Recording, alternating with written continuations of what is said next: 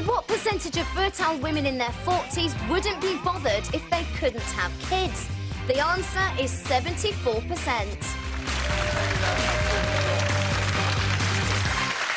Welcome back to today's Right Stuff with Sean Maguire, star of BBC Two's new Super Smooth, Crodmandoon, and you can read the rest of the title in the papers. It'll take the whole show up. Just to say Heather Small and Dr David Bull. Still to come this morning.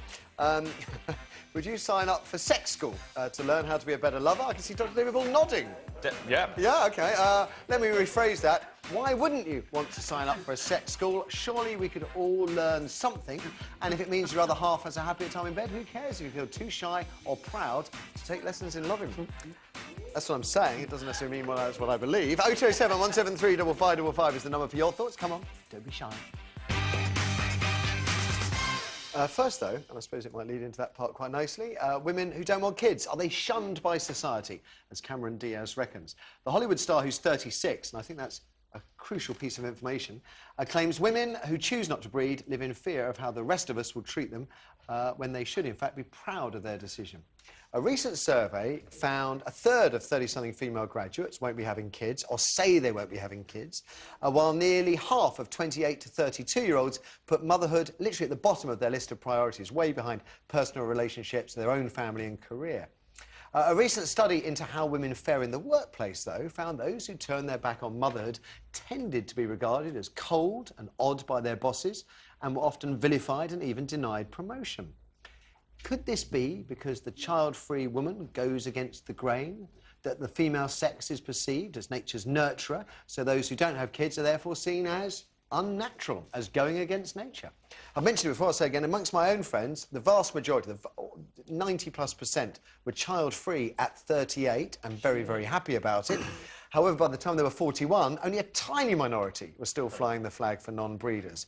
Now, we're all 44. At 44, I've got just 2 girlfriends who resolutely don't want kids, but several others desperately trying for a family using IVF. So there's a sort of pattern there amongst my own friends. And I do wonder if Cameron Diaz will still be flying the flag for the child-free when she's 44. We'll see.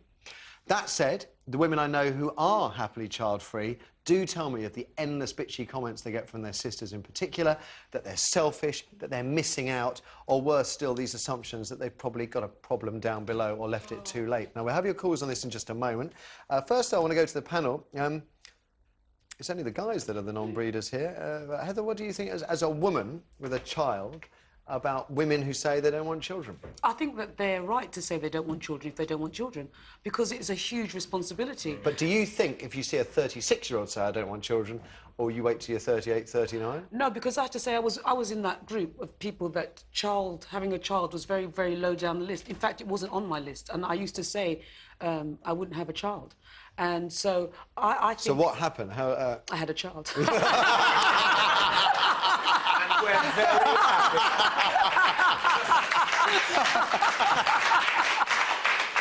So, of course, my opinion changed. But I think that if you... Did the child change your opinion, or you changed your opinion and then had a child?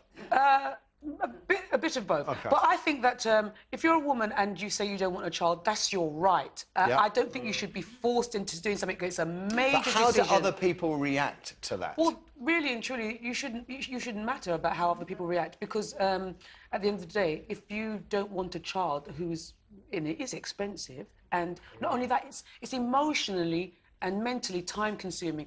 You know, paying for a child, that's the least of your worries. You know, the whole thing when we say talking about the knife culture and everything, some people just don't want to have that kind of constant worry, because it is a constant worry. You know, people don't have children and it changes for your many life reasons. forever. And it does change your life forever, and you have to be ready for it. And I think if she's 36 and saying that she doesn't want a child, that you have to be brave to do it in this society. But I truly, and I hope people don't take this, I truly believe take offence? that based on the experience of my friends, what is said at 36, what is said at 38, what is said at 40, and what you're doing at 42 are different things. Yeah, but I think it things depends on change. how happy you are with your life. If Well, you are still sorry, happy... so David, you're I agree, going... and a lot of my friends are exactly like yours. Yeah. And I think it's very difficult for women who have go to university, want to get to the top of their careers, they work hard to get there. And of course, then having children, you need to do it at a certain period of time, and that's the time when you're actually most likely to gain in your workplace. And I think women then leave it and think, well, I'll do it later and later. And then, of course, suddenly you wake up one day and you're 40, and then you have have to go through the... I know, I've just had it, it's hideous. And you, you know, and you go through that whole thing of actually realising your fertility isn't what it was, that you have to have IVF. And my friends who don't have children, whether it was their own decision or whether they can't, also feel they're vilified partly because I think of the exclusion of those that do have children, you know, and they're all invited to show photos and everything else. So there's part of that. Yeah. But also, I think it's quite weird, isn't it? Because I could say at 36, we could all get together and there'd be like one child in a group of 20 or so adults. 2 years after that, there's 16 children in a group of adults. And so the culture for the women that have thought that maybe they don't want it because they haven't had children around them all their adult life are suddenly surrounded by children, and maybe that's what... And I think the other thing is it's so omnipresent because all they talk about is... clearly, they're children, and it's a complete... That's not fair. No, I think when your friends get together, honestly. It is. It really is. Nappies, prams, schools, fancy dress, parties, going away bags, what to do with them on holiday. There's nothing wrong with that. Videos. Is it wrong to use DVDs as... I mean, honestly, I've heard it all, hun. I've heard it all. Several times. How much money am I going to get from the government for filling the planet up with more consuming polluters? You know? No, I still think that's harsh. Harsh and unfair. Sean. No children. I haven't done anything. What's going on? Well, I haven't done anything. do you know, I was just thinking, I've come from a big family, and my sister's just had a baby, and a lot of my friends are having babies, and I just think it's the most wonderful, natural thing in the world. But shouldn't we also... What kind of age?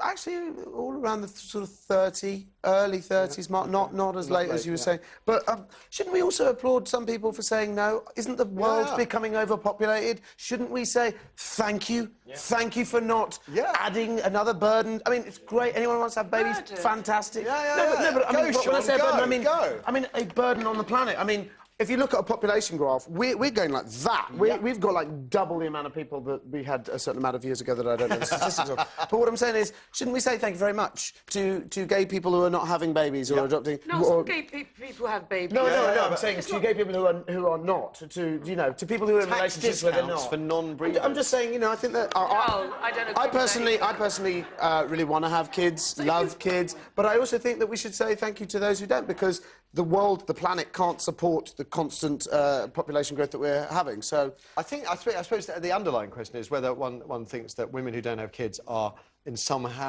way going against the natural order of That's things. a bit silly, I think. Yeah, I think so as well. Because we judge somebody on the content of their character rather than whether they have a baby or whether they've, you know, whatever it is. If you go through many sort of more primitive societies, you will have the same pattern over and over and again, which is that women stay at home looking after children and making food while men go out hunting and spraying their seed. Yeah, because they don't have the option to do anything else. But women given the option to do something else would do something else.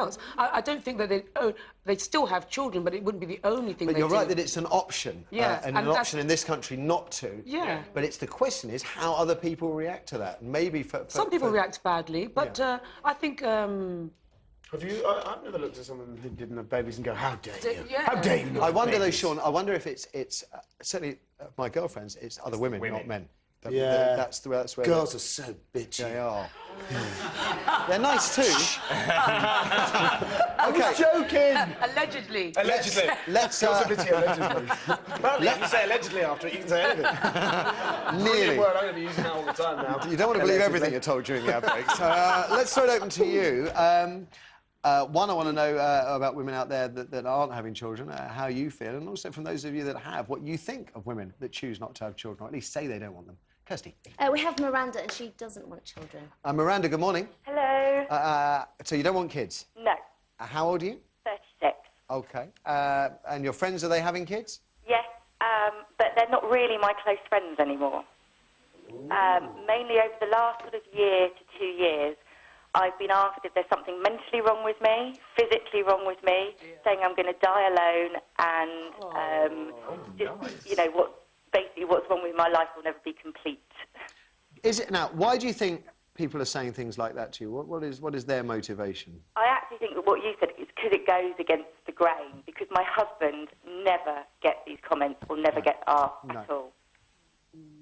I sometimes get told, "Oh, you'll be a great dad," which I think is so patronising. They have no idea what I'll be like. You know, so it's a ridiculous thing. That's what I. Thanks, Sean. Thanks. I'm only kidding. No, but, you know, It's complimentary. but when you're talking about the population, that's where we really agree on that.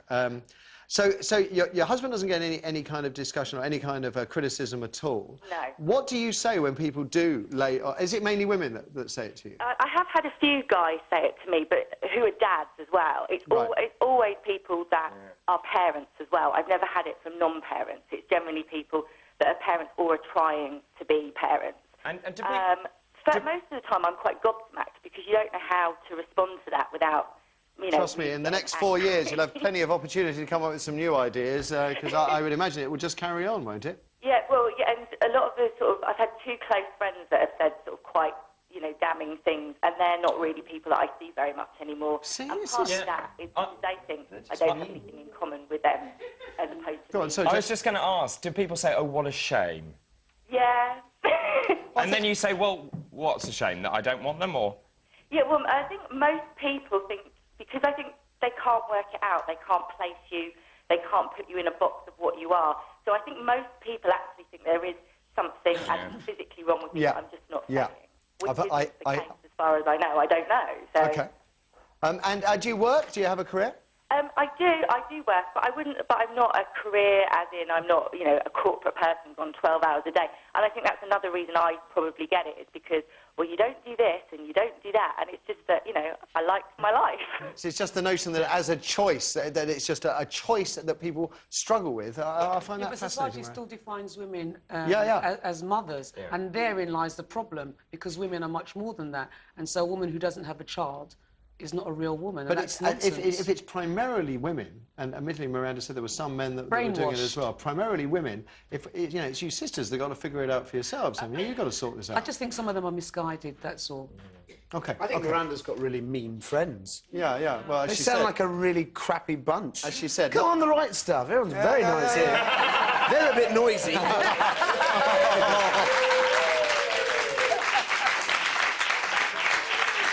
Miranda, thank you for the call. Let's have another Kirsty. Wendy's on line 2, Matthew. Okay, Wendy, good morning. Good morning. Are you a mum or not a mum? I'm a mum now, finally. Okay.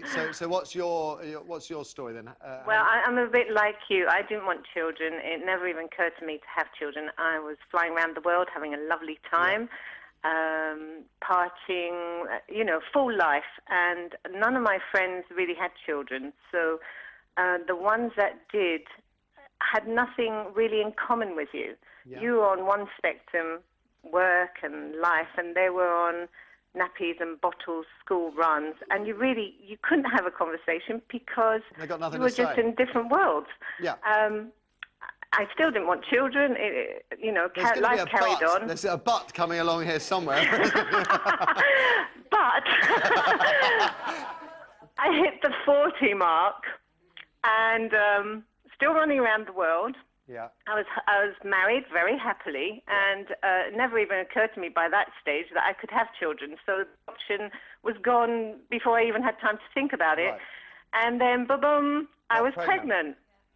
And that took me slightly by surprise. And I thought, because of my age, it'll probably be deformed, and I probably wouldn't have it. I didn't think I was equipped for that mentally, and I knew that. But alas, she was perfect. Alas, she was perfect. And she's now 6 years old. Wow. And amazing. And so Wendy, what have you learnt about how about women and the... Oh, a lot. I learned that when I was free and single, if you like, the women would be unbelievably bitchy that I was free and single. If their husbands came within a foot of me to talk, they had nervous breakdowns. And so you were always on the edge. And they were always comparing, you know, oh, you wait till you have children, your boobs will sag. No point going to the gym, that will all go. I mean, it really, talk about putting you off. It just put you off anyway. Okay, and then when you have a child, and you had that fantastic line of, alas, she was perfect, which but I don't mean it like that. I'm so happy. I was besotted with her. So now, when you meet women of 40 who say they don't want kids, What do you think in your head? Not what you say. What do you think in your head about their view? That you believe them? You think, oh yes, wait. I do. I do believe them. I just think that there's something in women's head who say that something's missing, but you think it might be a new job or a new car or a new handbag, or you haven't met the right person, or, you know, a million things. It's not a chemical thing that you think, oh, it's a child that's missing. You don't think it's a child that's missing. So, wait, Wendy, are you saying that deep down all women want children? It's just that for some women, instead of seeing it as they want a child, they see it as that there is something missing in their life which they may be able to buy or win or get or land? In a funny way, yes. And I know that sounds really, but yes, I do. I just don't think you get it until you have a child, and then you think, oh my God, that's what it was. Okay. I'm interested because I know at least one of my friends, and I trust her implicitly, that she would want to tear your head off for saying that because she doesn't want to have children. But equally, there seem to be women out there that all they ever want to do is have children, and there's certainly a selection of women out there that don't think they want children until they have children. So what we're saying is people are different. Thank you.